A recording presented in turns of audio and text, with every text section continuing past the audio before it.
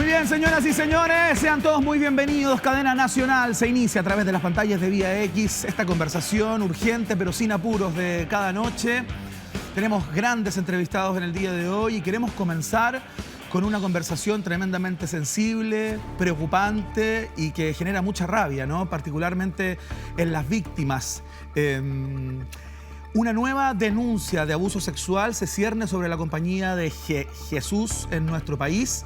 La persona acusada es el sacerdote Alejandro Longueira Montes, quien en su calidad de rector del Colegio San Ignacio habría abusado de un menor de edad. Todo esto se conoció hace pocos días a raíz de la denuncia que la propia madre de este niño pone en la conferencia episcopal, en esta oficina particular, ¿no?, que se ha creado hace algún tiempo para denunciar abusos sexuales. Queremos conversar acerca de este caso y también de lo que ha pasado en el último tiempo con esta orden que ha recibido un sinnúmero de acusaciones de abusos, ¿no? Partiendo por la ya tristemente célebre de uno de sus máximos líderes, el capellán del Hogar de Cristo. ¿Qué está pasando al interior de la orden?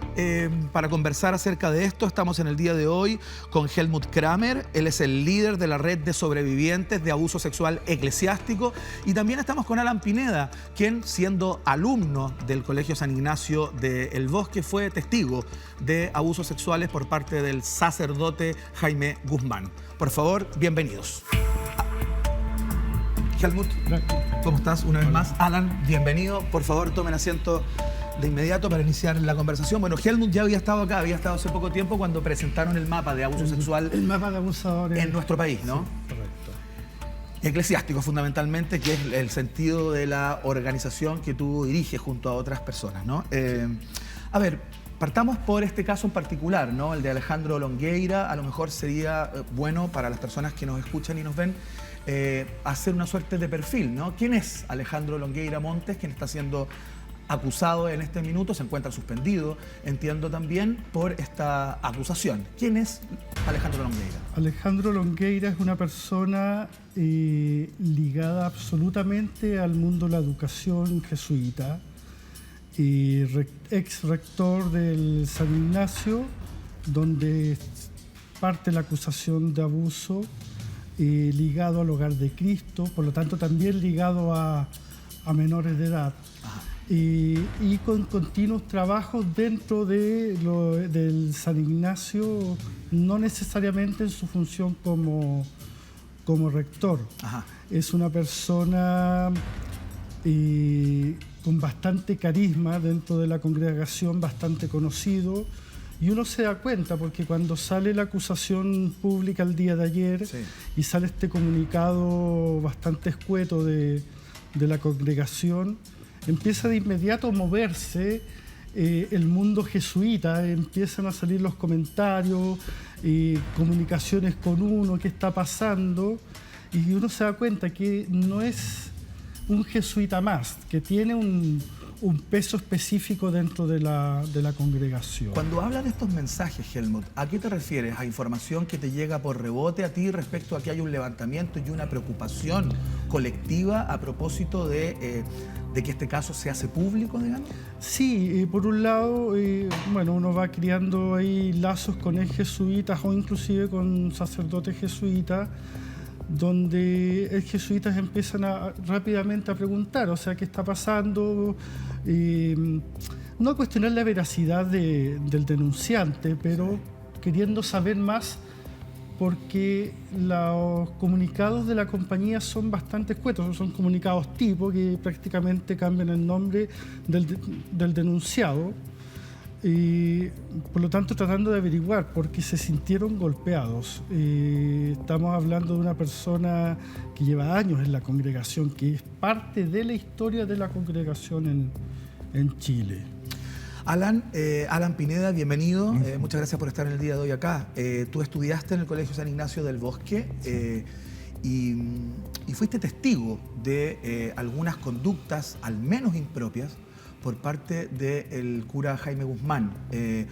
A ver si nos puedes contar tu experiencia para dar cuenta y tratar de sacar la fotografía, ¿no? Como se dice coloquialmente, de qué está pasando y si podríamos estar en presencia de una suerte de red en esta orden de abuso sexual. Hola, mira, yo el año 89 me tocó con el padre Jaime Guzmán ir a un retiro con él, en el cual al grupo que íbamos nosotros nos sacó fotos desnudos todo el rato. Era la condición para ir al retiro. Llegábamos, nos decían, desvístanse si quieren bañarse en la piscina. Promedio de edad, 13, 15 años, yo era el mayor del grupo. ¿Ya? Y en general era una actividad que se hacía los primeros medios, segundos medios del Colegio San Ignacio, y era algo que además el sacerdote después publicaba las fotos frente a la rectoría.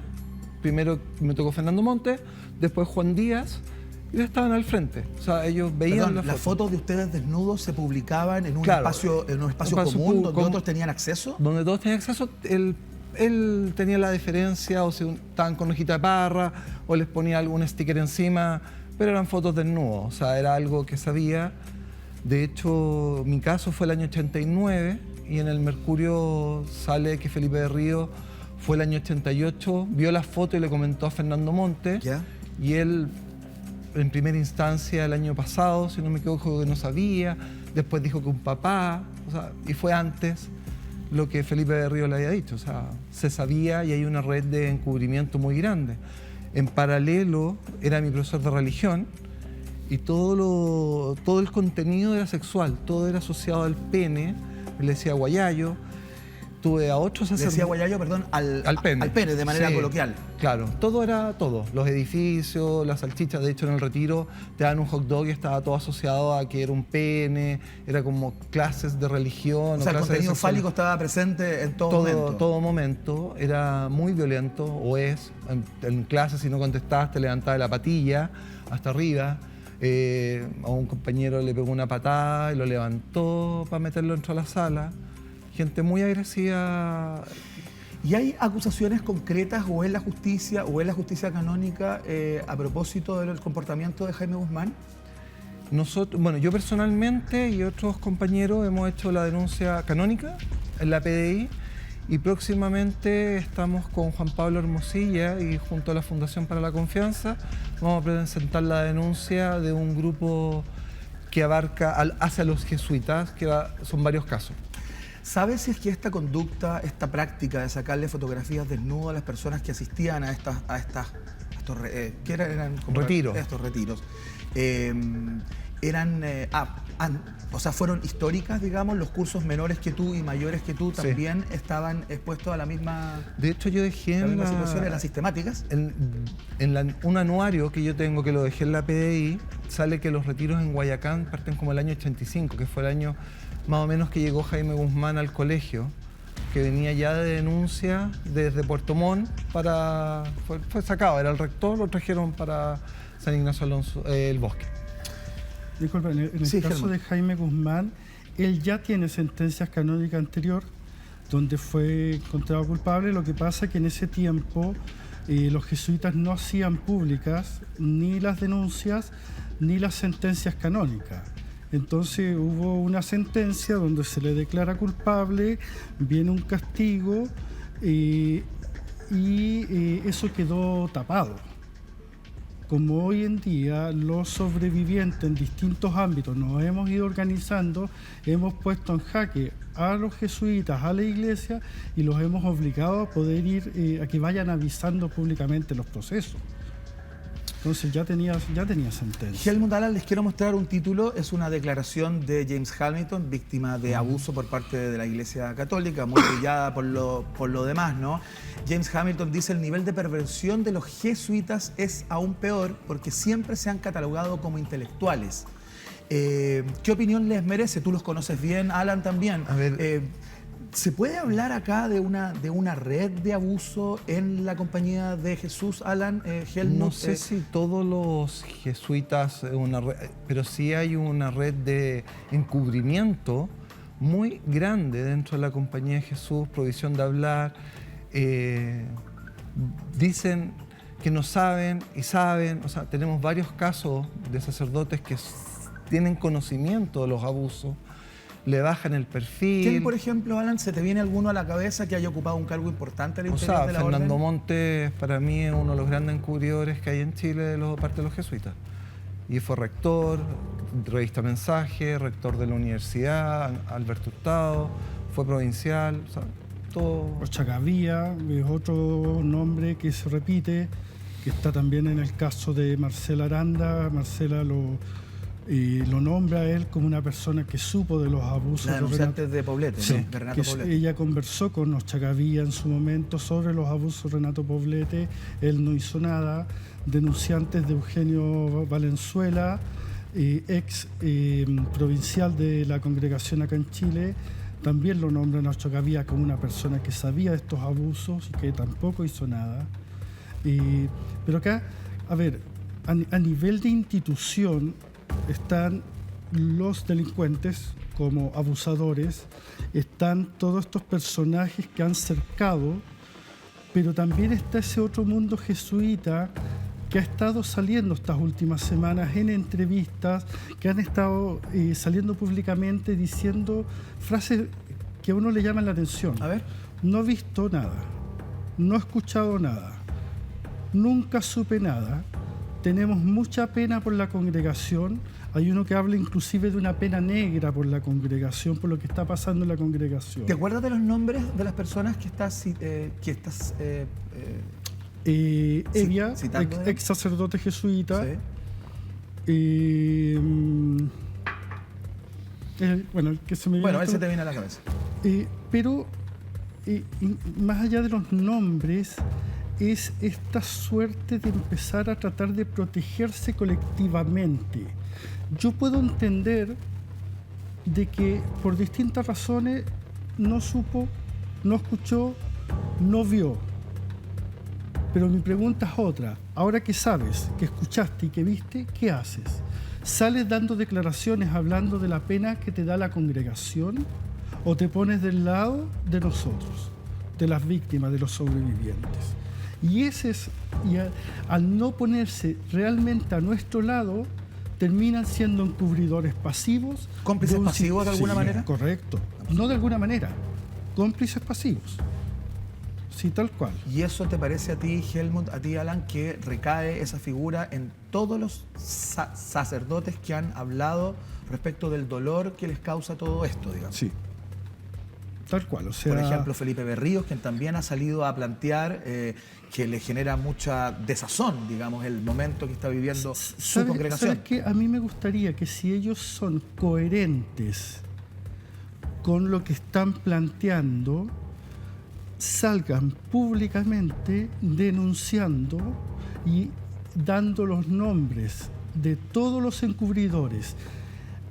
Nosotros comúnmente nos centramos en la figura del abusador, pero el abusador eclesiástico está y se mantiene en el tiempo porque hay una red que lo protege. El caso de Eugenio Valenzuela.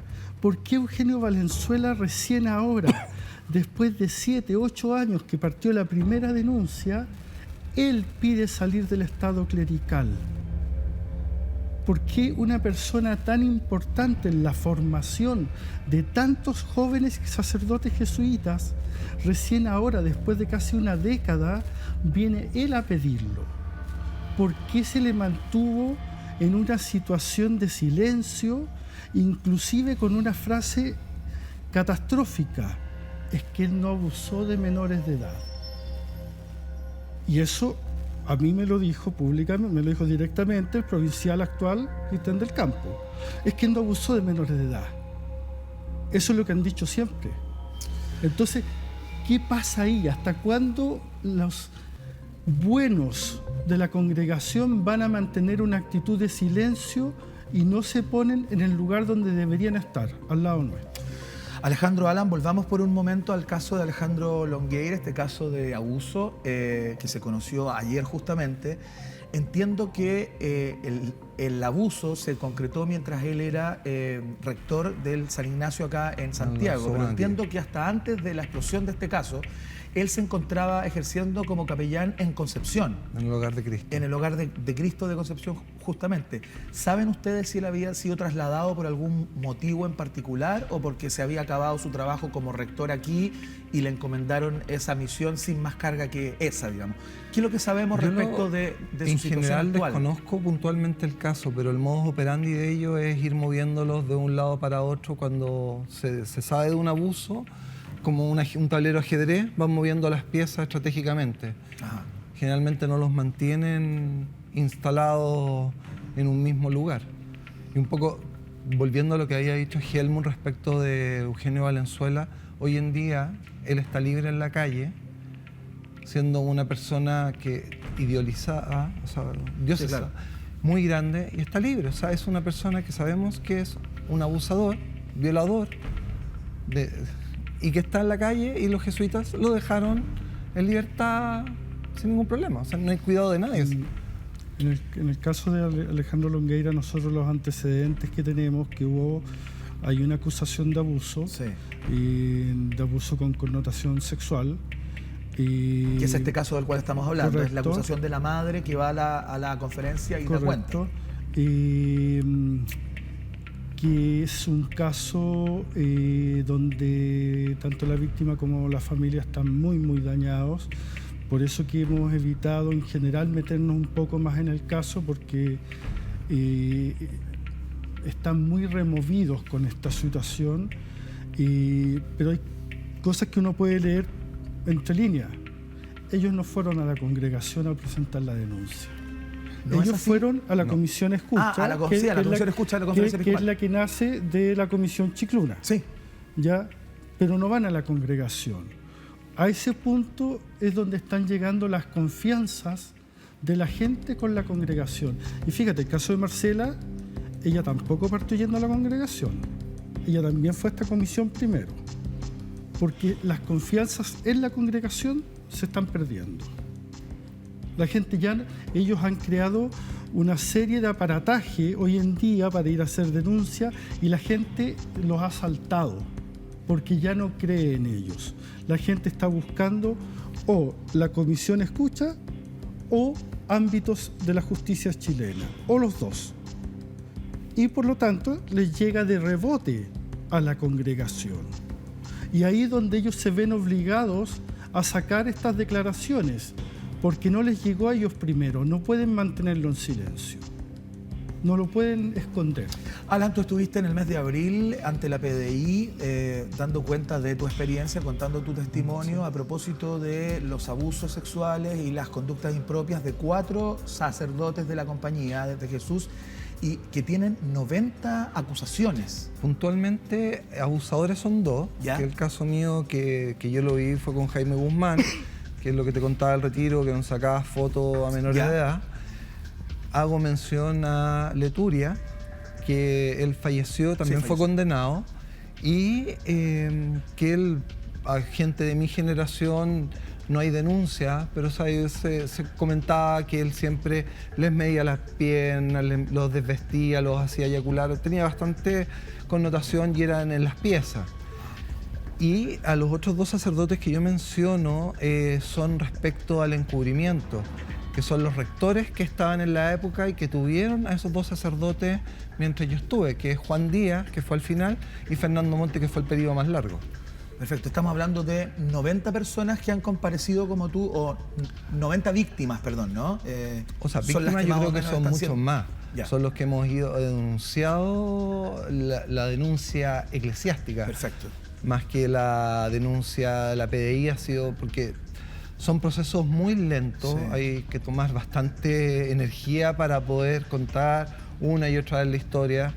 Entonces las personas también tienen miedo y se acercaron primero donde el abogado que puso la compañía y ahí hay una cantidad bastante grande. Pero no todos ellos han ido a la PDI, tampoco ellos están en la denuncia que estamos por presentar en las próximas semanas. ¿Cómo evalúan ustedes la ascensión de Celestino Ados en la Iglesia Católica chilena?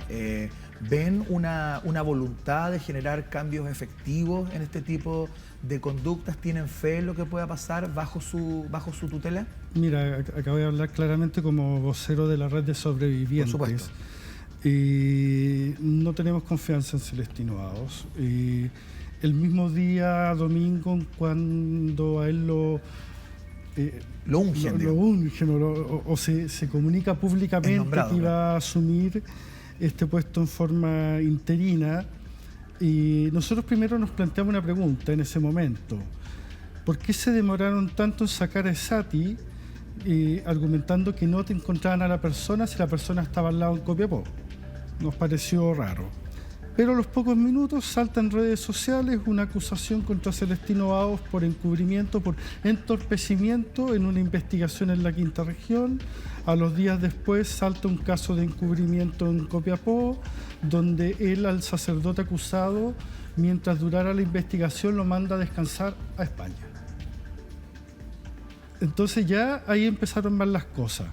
Y hace poco un grupo de miembros de la red, como denunciantes de maristas, piden una entrevista con Celestino Aos. Van a esta entrevista donde Celestino Aos los trata pésimo, los reta y no les da la mayor atención. De hecho, ellos mismos comentaron en esa ocasión que mientras ellos hablaban, Celestino Aos miraba la agenda, miraba la hora, y ellos iban por cosas bastante concretas, comprometidas inclusive desde el Vaticano, que era su obligación hacerlas cumplir. No iban a jugar, digamos. Nos parece una persona que está siendo tan indolente como fue Errázuriz y Esati en su tiempo. Entiendo que están trabajando una demanda con el abogado Juan Pablo Hermosilla. ¿Es así? Cuéntanos un poco en qué consiste esa acción legal. Estamos en la parte de armado de la demanda, enviando nuestros relatos. Somos denunciantes de Ibacache, Leturia, Guzmán, El Queno Valenzuela, y donde estamos presentando todos los antecedentes para armar cada uno, como caso. dice, contó su historia, la enviamos y ahora está en la etapa final, que hubo un feedback con los abogados para seguir. Y hemos tenido el apoyo de la Fundación para la Confianza, el cual nos ha prestado apoyo a lo que hemos necesitado, psicólogo, un espacio para juntarnos. De hecho, tuvimos un grato encuentro con Marcela en la fundación, que fue bastante... Marcela, perdón. Aranda. Aranda, ok. La que fue abusada por Renato, que fue... Sí, claro. Ahí también un poco nos damos cuenta cómo a ella la tenían aislada. No quería que se juntara con ningún otro caso de jesuita, ni siquiera de asociado Renato Poblete. O sea, seguimos con esta mafia que quiere aislar a las personas, y ella se sintió bastante acogida con nosotros. Es parte del grupo, bueno, está en su proceso también, y cada uno respetando el proceso de cada uno, porque son lentos. Alan, cuando tú veías este tipo de prácticas por parte del sacerdote Jaime Guzmán, ¿no?, en donde los hacían desvestirse, sacarse fotos en pelota, para tirarse a la piscina había que estar desnudo y todo ese tipo de cosas, ¿no notabas que podía haber ahí al menos una conducta impropia que podría ser constitutiva de delito eventualmente? En esa época no se hablaba de pedofilia, no existía. Era en el colegio... Ese retiro era conocido y era como una actividad, iban los bacanes, no iba cualquiera. Claro. Había que pedir, era como... Como los elegidos, de alguna manera. Los elegidos, iba un grupo. De ese grupo, claro, o sea, sabía que yo tengo un bloqueo bastante grande respecto al retiro. Ajá. No me acuerdo cómo llegué, me acuerdo de muy pocas situaciones. Me acuerdo de una pieza donde estaba con nuestro compañero. Ya. Tengo el recuerdo de que muchos estaban muy compungidos el de estar desnudos a sacar una foto. Claro. Constantemente el sacerdote alrededor de la piscina habrá sacado 3 o 4 rollos, los cuales los revelaban el Jumbo Bilbao, que eso era una cosa que mandaba a algún alumno a revelar los rollos al Jumbo Bilbao, que quedaba cerca. O sea, y nadie dijo nada, ni siquiera la empresa que revelaba. Claro. Porque estaba normalizado y siguió normalizado. Yo al menos reacciono cuando nace mi hija. siendo que ya me habían hecho mi señora y amigas de ella que esto era pedofilia, o sea, ¿de qué están hablando? Claro. Y nosotros no, si son clases de religión, así. Era un retiro entretenido. Claro. Y después, claro, cuando nace mi hija y yo visualizo verla a ella en una situación así o a mi hijo, no, o sea, esta cuestión está mal, así. Pero fue en ese momento, estoy hablando 20 años después, que recién le tomo otro peso y le empiezo a cambiar el nombre a las cosas. O sea, no era un retiro, esto era no sé, hacerse un álbum, como lo dije, un álbum pornográfico. De hecho tenía, a mí, yo no tengo el recuerdo, pero a otros compañeros les mostraba un álbum con alumnos solos, desnudos. Entonces tenía un álbum y él entiendo que el 2010 él votó todas esas fotos cuando fue la primera denuncia que comenta Helmut, y las fotos que hay son las que hemos tenido nosotros, que hemos guardado, porque era algo entretenido tenerlas finalmente, pero es la evidencia más tangible que hoy en día existe contra Jaime Guzmán. Y además tiene la fecha, que eso es algo bien especial. Claro, por supuesto. Helmut Kramer, Alan Pineda, les quiero dar las gracias por haber estado en el día de hoy acá. Seguramente este tema va a seguir trepando a medida que se conozcan más datos acerca de este abuso sexual que compromete al cura Alejandro Longueira y los que están en curso, ¿no? Tanto en la justicia canónica como en la justicia ordinaria. Les queremos dar las gracias por estar acá. Gracias. Y que les vaya muy bien. Muy amable. Gracias.